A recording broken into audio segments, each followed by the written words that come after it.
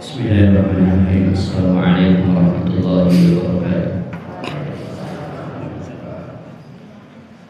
Alhamdulillahirabbil alamin. Wassalatu wassalamu ala asrofil anbiya'i wal mursalin wa ala alihi wa sahbihi ajma'in. Qala Allah ta'ala fi kitabihil karim, a'udzu minasyaitonir rajim. Bismillahirrahmanirrahim. Ya ayyuhalladzina amanu taqullaha haqqa tuqatih wa la tamutunna illa wa antum muslimun. Al-ayat 4. Jamaah salat subuh kan dimuliakan Allah Subhanahu wa taala.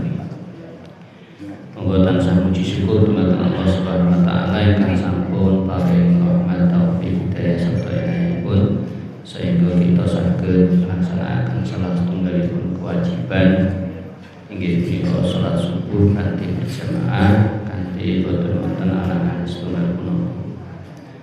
Salawat salam kinggih dhateng junjungan kita Nabi Agung Muhammad sallallahu alaihi wasallam ingkang kita tuntun syafaat ipun binyang wonten yang berkiamat. Bapak Ibu yang hormati, wonten ing kesempatan punika kula badhe ngaturaken salah setunggalipun surat. Ada beberapa ulama yang menyebut surat ini disebut surah As-Sa'adah, surat kebahagiaan, surat Al-Insyirah yang sering kita baca atau biasa kita kenal dengan Alam Nasrah. Kenapa ini penting kita sampaikan? Karena ada banyak kunci kebahagiaan yang ada di surat. Setidaknya ada 10 kunci kebahagiaan yang tentu sebagai orang muslim kebahagiaan itu standarnya adalah Al-Quran. Standarnya adalah standar dari Allah Subhanahu wa taala, bukan standar manusia. Karena kebahagiaan standar manusia nanti rata-rata akan menghitung standar manusia itu dengan materi. Kita buka di surat Al-Insyirah, dimulai dengan kata alam nashrah laka sadrak. Satu ya, ditulis satu di kata alam nashrah. Itu kalau kita buka tafsirnya, an-sa'adatu biyadillahi wahdahu subhanahu min qouli ta'ala alam nashrah fa huwa subhanahu alladzi yashrah wa la ghairuh. Jadi yang memberikan kelapangan atau kebahagiaan itu fa huwa subhanahu wa ta'ala la ghairuh. Hanya Allah Subhanahu wa taala, bukan yang lain. Jadi berharap itu hanya kepada Allah, bukan kepada yang lain. Maka jika kita berharap kepada manusia, siap-siap untuk dikecewakan. Sering ya kita berharap kepada manusia, tapi ujung-ujungnya tidak sesuai dengan harapan kita, pasti akan kecewa.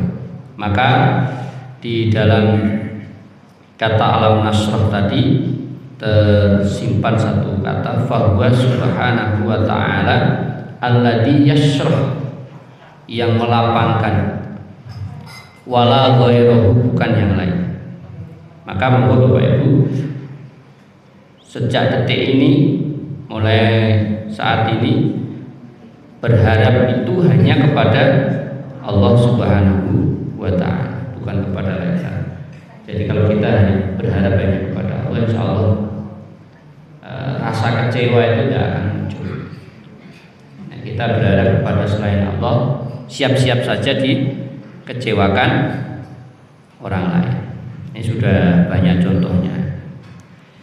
Maka yang kedua, laka sadr, alam nasrah laka sadr. Ay as-sa'adatu takunu fi qalbi wa laisa fil aql. Kebahagiaan itu berada di dalam hati, tergantung suasana kelapangan hati, bukan karena akal. Wal qalbu la yamliku illallah wa huwa muqallibul qulub wa musarrifuha. Dan pemilik hati itu hanya Allah Subhanahu wa taala, wa huwa muqallibul qulub, dialah yang membolak-balikkan hati kita. Nah ini yang penting. Wa sholahul qulub innama yakunu bitta'ah. Kebaikan hati itu tatkala digunakan untuk taat, untuk beribadah. Maka ada satu pernyataan seperti ini, idza adnabal abdu nuqtitat fi qalbihi nuqtatan sauda fa idza taba sukila. Jika seseorang itu ngapunten melakukan satu perbuatan dosa, satu perbuatan maksiat, maka nuqtitat di dalam hatinya itu akan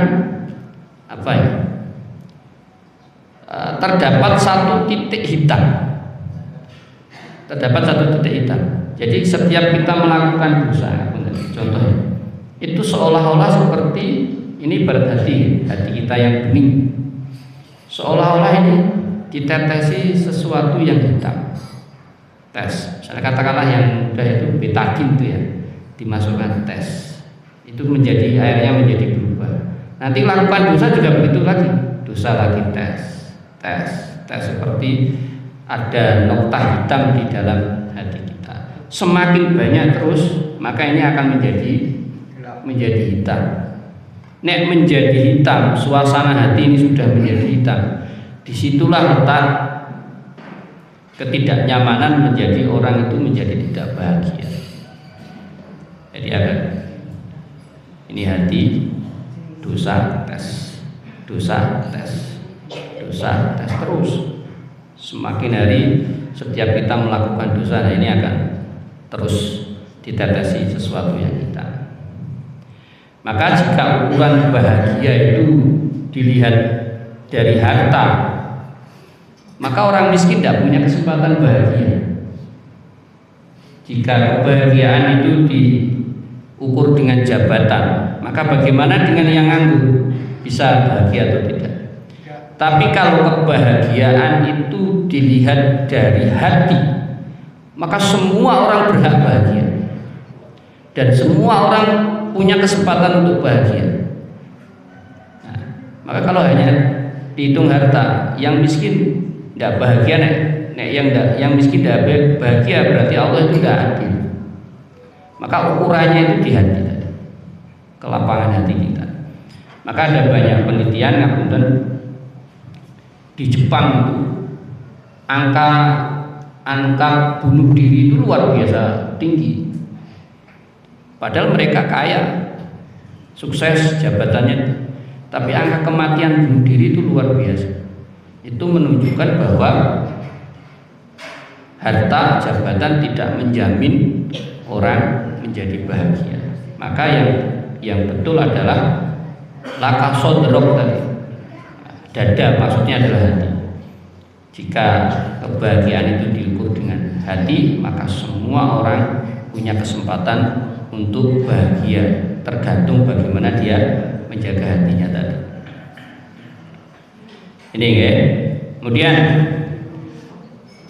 yang ketiga, wa wada'na anka wizra, ay maghfiratun dzunub min qouli ta'ala wa wada'na anka wizra. Nah, yang ketiga adalah diampuninya dosa itu menjadi satu kebahagiaan. Kenapa? Fakullama kana al-insan mutahaffifan minad dzunub kana aqrabu ila sa'adah. Manusia itu tatkala dosanya ringan, dosanya semakin diampuni, maka kana aqrabu ila sa'adah, maka dia lebih cenderung untuk bahagia, lebih dekat dengan kebahagiaan. Karena di sini digambarkan waqad subihal Quran al-auzar tadi, wizrok tadi jamaknya auzar, bisaktil ladzi yakadu yaksimuddur. Jadi dosa itu di dalam Quran ini diibaratkan seperti beban yang ada di punggung kita yang berat, yang seolah-olah itu seperti membebani kita menjadi berat di atas punggung kita. Wizrak tadi itu beban. Alladzi anqadha dhuhrak wa innama taghfiru dzunub bitaubah wal istighfar. Lah cara menghilangkan beban yang berat tadi di punggung kita itu, atau dosa yang menjadi beban di punggung kita itu tadi adalah bil istighfar wal hasanah. Itu dengan cara banyak membaca istighfar dan melakukan kebaikan-kebaikan. Nah ini punggung kita ini tidak dibebani dengan beban yang berat, seolah-olah ini beban hidup itu ada di sini semua karena dosa-dosa tadi. Maka dosa itu kita hilangkan dengan cara bil istighfar wal hasanah, dengan cara banyak membaca istighfar dan melakukan kebaikan. Kenapa? Karena di dalam salah satu hadis pernah saya sampaikan, man aksara minal istighfari ja'alallahu min kulli hamin faraja wa min kulli dzikin mahraja wa razaqahullahu min haitsu la yahtasib. Cara menghilangkan dosa yang pertama adalah dengan cara banyak membaca istighfar. Man aksara minal istighfari, barang siapa yang banyak membaca istighfar, astagfirullahaladzim sebanyak-banyaknya, maka ja'alallahu min kulli hamin faraja, sedihnya diganti dengan kebahagiaan.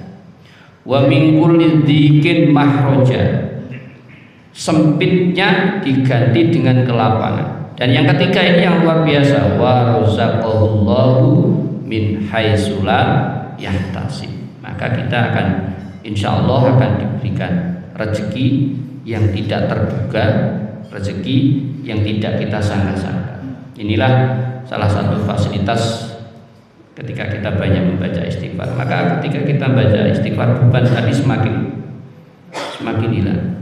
Ini yang putih ini tadi ya menjadi hitam, kemudian dijoki terus dengan air putih lagi, maka yang hitam-hitam tadi akan keluar. Nah ini akan menjadi putih lagi. Analoginya seperti ini. Kemudian yang kedua, cara menghilangkan dosa yang kedua itu adalah dengan melakukan kebaikan. Sebagaimana hadisnya, ittaqillaha haitsu ma kunta wa atbi'is sayyi'atal hasanata tamhuha. Bertakwalah kepada Allah dimanapun kita berada, dan ikutilah perbuatan dosa itu dengan perbuatan yang baik, karena kebaikan-kebaikan yang kita lakukan ini akan menghapus dosa kita. Nah, dosa itu sudah mutahaffifan tadi, maka aqrabu ila sa'adah. Dosa itu sudah ringan-ringan tadi, sudah terhapus, maka kana aqrabu ila sa'adah, maka kita akan lebih dekat dengan kebahagiaan. Ini yang ketiga. Kemudian yang keempat, kunci kebahagiaan yang keempat adalah warfa'na laka dzikra. Ai anna dzikral hasan yuhabu wa la yutlabu lidzalika la yanfa'u tasna'u bihi bal ikhlasu lillahi wahdah. Jadi orang itu akan bahagia ketika nama kita disebut. Itu orang yang mendengar nama kita itu akan mengingat kebaikan-kebaikan kita, bukan malah keburukan kita. Misalnya nama si A, misalnya Muhammad disebut atau Ahmad disebut, nanti orang lain itu akan teringat dengan kebaikan-kebaikan Ahmad atau Muhammad tadi, bukan malah sebaliknya. Disebut si A, sing dieling-eling malah keburukan. Itu menjadi satu satu yang tidak diharapkan. Jangankan kita, mungkin anak kita, bapaknya disebut, nama bapaknya disebut, ketika orang lain mengingat, sering melakukan kebaikan, sedekahnya luar biasa, sergap jamaah di masjid luar biasa. Yang mendengar anaknya saja itu, anaknya menjadi bahagia apalagi kita. Nah, maka ini ketika nama baik, dan nama baik itu anugerah, bukan dari pencitraan. Maka di sini ada satu ungkapan begini, an-dzikrul hasan yuhabu wa la yutlab lidzalika la yanfa'u atasna'u bihi bal ikhlas billahi wahda. Nama baik itu adalah anugerah, bukan dari pencitraan. Nah, ini penting. Jadi kenapa ketika nama disebut kebaikan itu akan muncul, karena orang ini sudah terbiasa melakukan kebaikan, sehingga orang lain itu melihat kebaikan-kebaikan kita, mengingat kebaikan-kebaikan kita tatkala nama kita disebut. Nah, itu menjadi satu kebahagiaan yang luar biasa. Kalau kita bisa berkontribusi di daerah kita masing-masing, kita bisa bermanfaat di tempat kita tinggal, di lingkungan tempat kita tinggal. Kemudian orang lain akan melihat mengingat kebaikan-kebaikan. Meskipun kita tidak menginginkan itu, tapi orang lain akan otomatis mengingat kebaikan-kebaikan kita. Nah, itu bisa dilakukan manakala kita sudah terbiasa melakukan sebuah kebaikan. Kemudian yang kelima, fa inna ma'al usri yusra. Nah, ini penting. Ai ma khalaqallahu usran bila yusri min qawlihi fa inna ma'al usri yusra. Allah menciptakan sesuatu itu dengan berpasangan. Ketika Allah menciptakan kesulitan, sudah pasti otomatis Allah menciptakan juga solusinya. Inna ma'al usri yusra. Jika orang paham tentang itu, maka orang tidak akan merasa susah. Allah ciptakan kesulitan, sudah pasti Allah menciptakan solusinya, tinggal kita cari saja. Maka tidak usah terlalu gelisah, terlalu mudah. Malah kadang sekarang itu, di era sekarang itu orang banyak curhatnya justru malah di media sosial. Jadi tidak usah kita sampaikan di media sosial, biarkanlah kita sendiri yang tahu dan Allah yang tahu.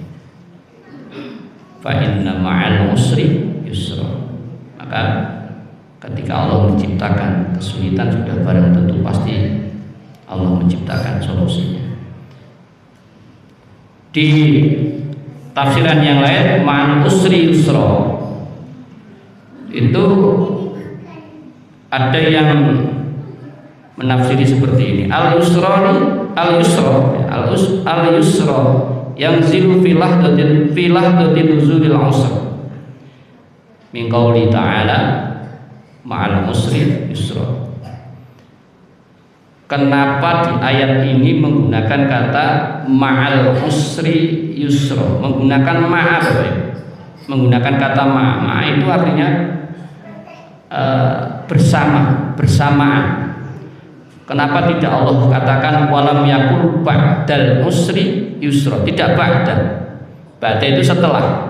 Kan kita ini kadang memaknainya setelah kesulitan ada kemudahan, kan biasanya maknanya gitu toh, setelah kesulitan ada kemudahan. Padahal tidak. Allah mengatakan ma'a, bersamaan dengan kesulitan itulah ada kemudahan. Nah, tinggal kita mencarinya saja. Pada saat datang kesulitan, datang problem, datang masalah, maka di situ juga datang solusi atau kasih sayang dari Allah Subhanahu wa taala. Maka nanti dikorelasikan dengan salah satu ayat, wasta'inu bis-sabri was-shalah.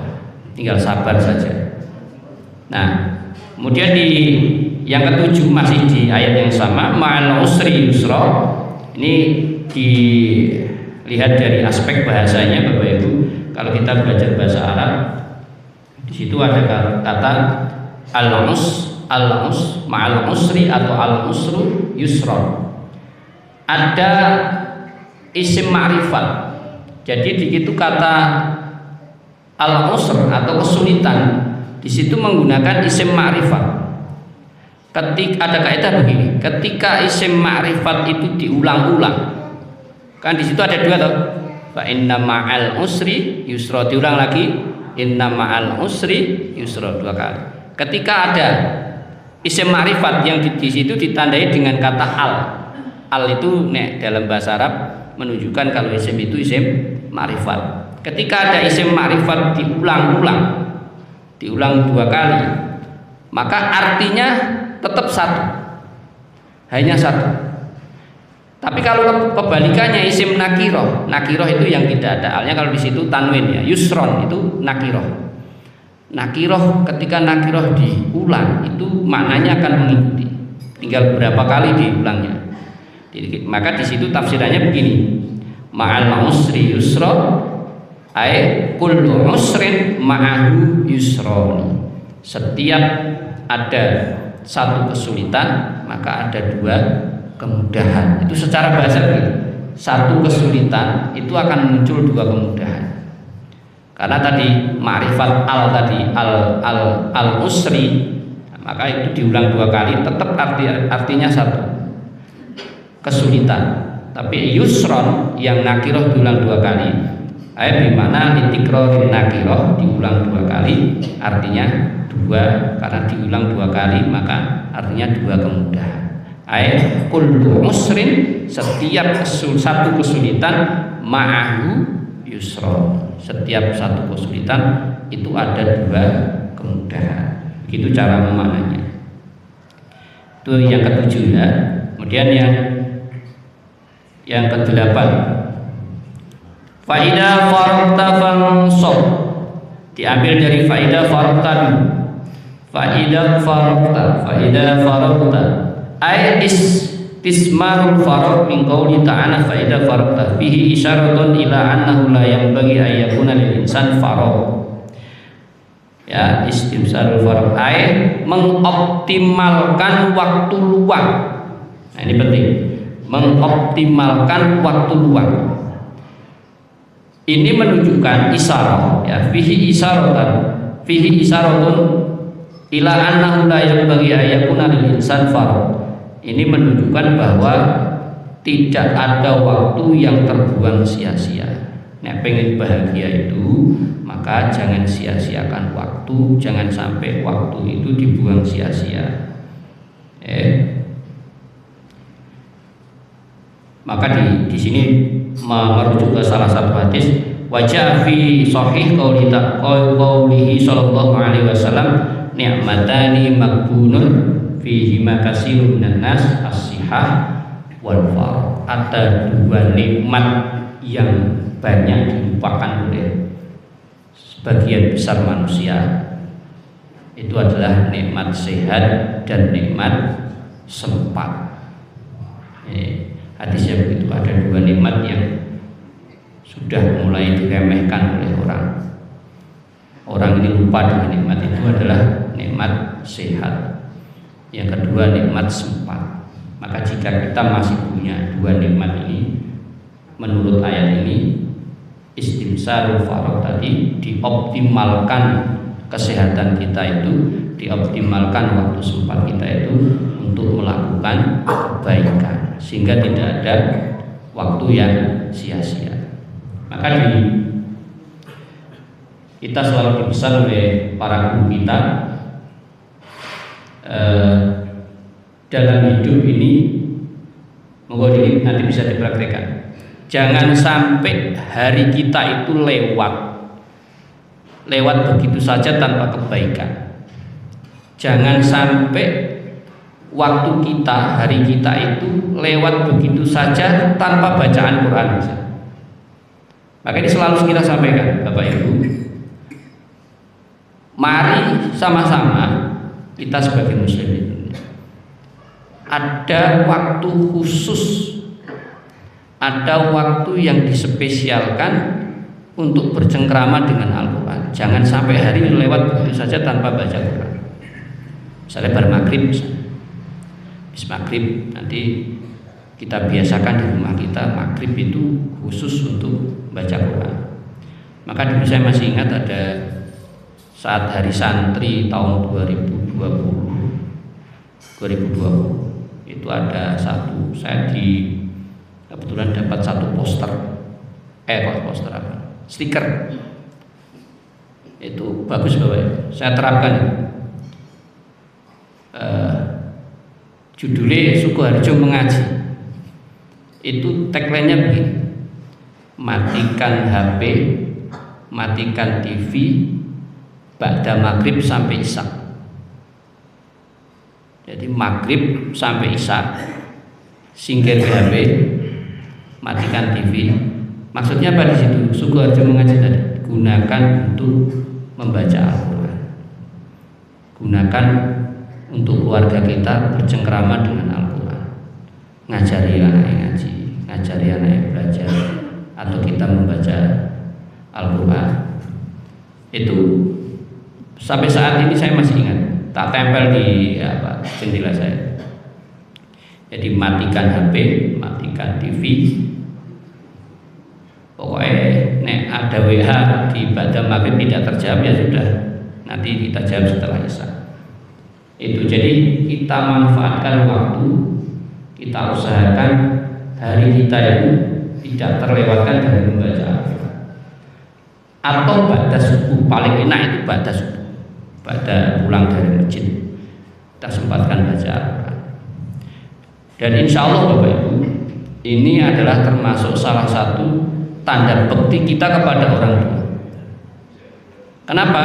Ada salah satu ulama yang saya dengar ceramahnya, ketika kita membaca Al-Quran, ikhlas membaca Al-Quran, itu insya Allah pahala bacaan kita itu selain mengalir kepada kita, itu akan mengalir kepada orang tua kita. Meskipun orang tua kita sudah meninggal, itu akan terkirim pahala dengan bacaan Quran kita. Maka manfaatkan ini untuk menjadi tanda bakti kita kepada orang tua. Hari-hari kita itu rakitan berapa menit lah, itu ada waktu yang kita gunakan untuk membaca Al-Quran. Jangan sampai lewat begitu saja tanpa bacaan Al-Quran. Dan anak-anak kita siapkan untuk bisa membaca Al-Quran, karena ketika anak kita membaca Al-Quran, insya Allah besok kita juga akan mendapat pahalanya. Termasuk hari ini kita baca Al-Quran, maka orang tua kita juga akan menikmati pahalanya, meskipun orang tua kita sudah tidak ada. Nah ini penting. Faidah farota, manfaatkan waktu luang kita untuk kebaikan. Jangan sampai waktu luang kita berlalu begitu saja tanpa sebuah kebaikan. Tadi dikatakan ni'matani maqbunun fihi ma katsirun minan nas, banyak dari manusia yang melupakan dua nikmat, yaitu sehat dan faragh, sehat dan sempat. Nah, ini mau kita manfaatkan. Kemudian yang kesembilan, fa idza faragta fansab ay al-iksaru minal ibadah, ay akbaru minat ta'ala ta'ah wal ibadah, fal ibadah hiya babus sa'adatil kubra wa kulaman zada ibadatu zadaka sa'adah. Banyak-banyak beribadah, ay akbaru ala ta'ah wal ibadah. Al-ibadah hiya babus sa'adatil kubra, dan ibadah itu adalah pintu kebahagiaan terbesar. Orang bisa bahagia itu manakala kita nyaman melakukan ibadah. Wa kulaman zadaka ibadah zadaka sa'adah, dan orang yang bertambah ibadahnya, semakin tambah ibadahnya, maka semakin tambah kebahagiaannya. Ini ya, memperbanyak ibadah. Ibadah itu adalah pintu terbesar kebahagiaan, babus sa'adatil kubra. Maka manfaatkan untuk melaksanakan ibadah. Orang itu kalau punya kesempatan ibadah kemudian tidak beribadah, itu akan mengalami kerugian yang luar biasa.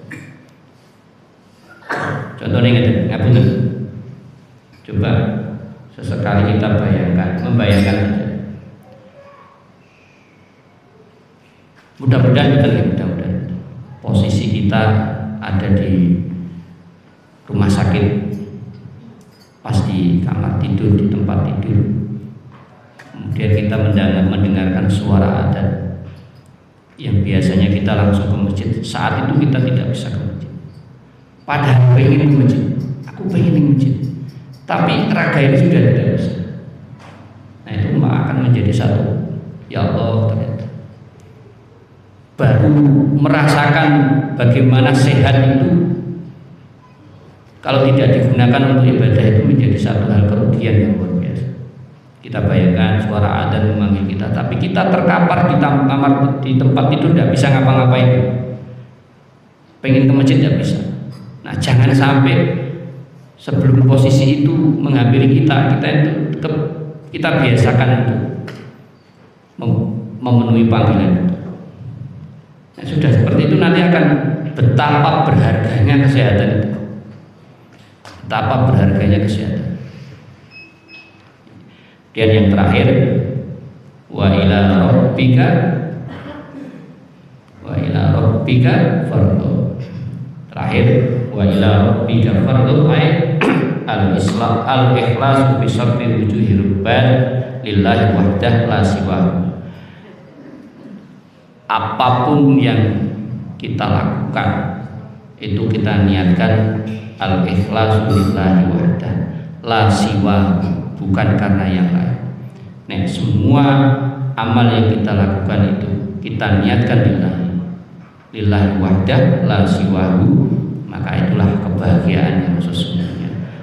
Karena tatkala kita tidak dapat apa-apa dari orang lain, maka kita sudah menggantungkan pada Allah. Insya Allah kita akan dibalas oleh Allah Subhanahu wa Ta'ala. Karena tidak ada amal kebaikan yang sia-sia, semua akan dibalas oleh Allah Subhanahu wa Ta'ala. Itulah 10 kunci kebahagiaan yang ada di surat Al-Isra. Silahkan buka tafsirannya.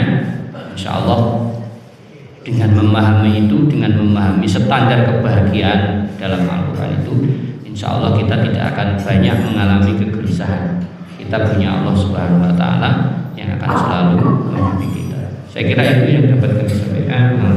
Maaf, saya ingin Assalamualaikum warahmatullahi wabarakatuh.